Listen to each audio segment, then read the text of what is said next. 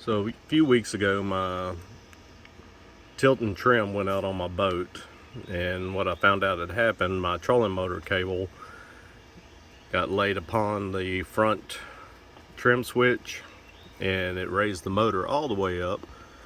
And at first I thought maybe it was a fuse, and the fuses checked out good, and then I thought maybe it was the relay, and when I checked the relay, it checked out good. So I actually had taken the motor out, and it is locked up, unable to turn. So what I'm going to do today, since right now I definitely can't swing anywhere from $200 to $400 for a factory Yamaha tilt trim motor, I ordered this one off eBay for $59.99. Now it says it's supposed to be a direct replacement for the Yamaha tilt trim motor. Of course, hopefully eventually I'll be able to take this one down and rebuild it, but we'll have to wait and see. So let's get started. So here we're just sitting there and disconnecting the wiring from the relay, blue on top, green on bottom, or as some of the other videos put it, blue sky for up, green grass for down. So we'll get these unscrewed. I'd already loosened them up a little bit. Go ahead and pull our boots loose so we can use them with the new tilt trim motor. And for this part, I've got to figure out how they have this wiring snaked through this engine cowling, so I'm going to pause the video here so I can get this undone. And since I forgot to mention it, I think this is a 2012-2013 Yamaha 60 horse. We got a 10mm bolt here that holds this wiring to the bottom of the boat motor cowling. So we'll go ahead and undo that. Hopefully it's just a bolt and not a bolt and a nut, because I couldn't see the other end of it up in there. Let's see what we can find out.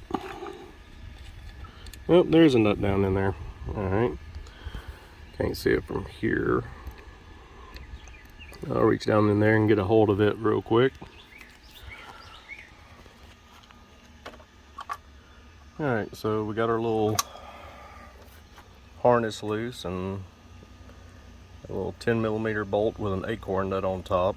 So it goes from the bottom into the engine cowling like that.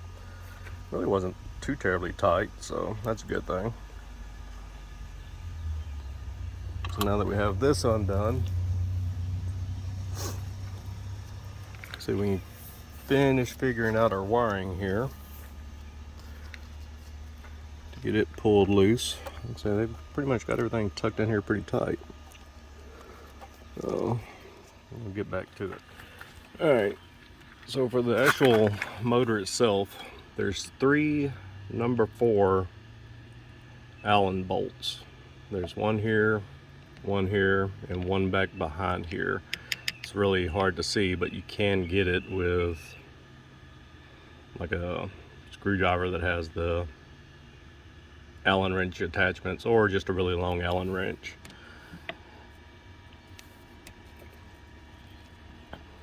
So we'll just go ahead and loosen these up real quick. And the motor does come with a new O-ring. Just go ahead and take that out.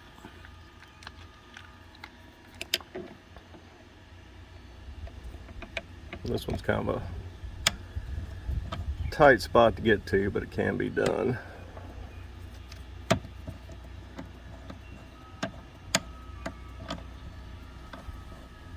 There we go.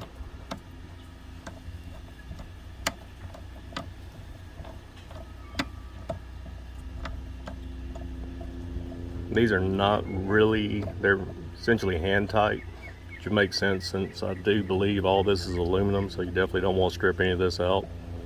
I think this whole assembly on some of the places I looked at, it's about $1,500 to replace the whole thing.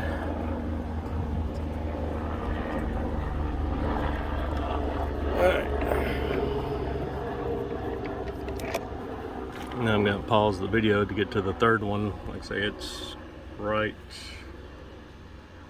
back there. Memory serves me correctly. So we'll get it out and take this motor assembly out. Alright, so I got the 3 Allen bolts loose. If you still have the original motor on here, you don't have to worry about these because this is actually part of the motor housing going to the base. The new one is one solid piece, or the aftermarket one is one solid piece, so it's not a 2-piece cover screwed to a base.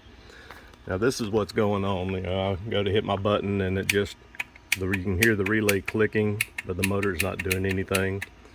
So I'd actually taken the motor loose and I couldn't even turn the drive shaft by hand. It was just completely frozen up. So once you get those done, like I say, there's an O-ring inside there. Make sure to get it out, check your fluid. And if you look down in there, you'll see a plastic bushing. I checked it, it's good. It goes between the shaft and the actual drive gears for the hydraulic pump. So now that we have this loose, go ahead and pull it out. Of course, I just dropped my Allen bolt there. Luckily, it's the same color as the gravel. So that was easy to find, surprisingly. It's gonna be kind of hard to do one-handed. But see, I can't even turn the shaft on this one. Whereas the new one, I can just sit there and turn it. So go ahead and pause this and get the rest of this wiring out and that O-ring switched out, and we'll get it put back together and see how it works.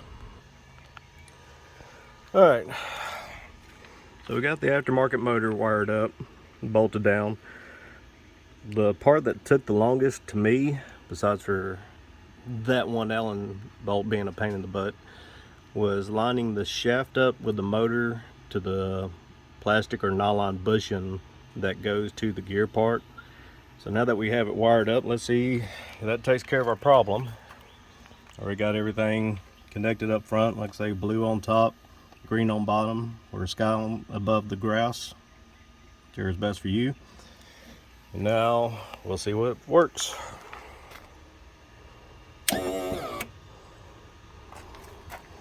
Alright, so up works. Let's see if down works. Down works. Let's try it all the way up.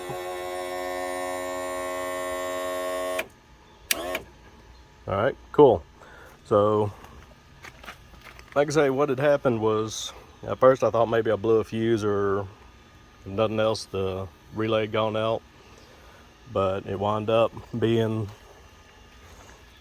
the actual motor itself is locked up.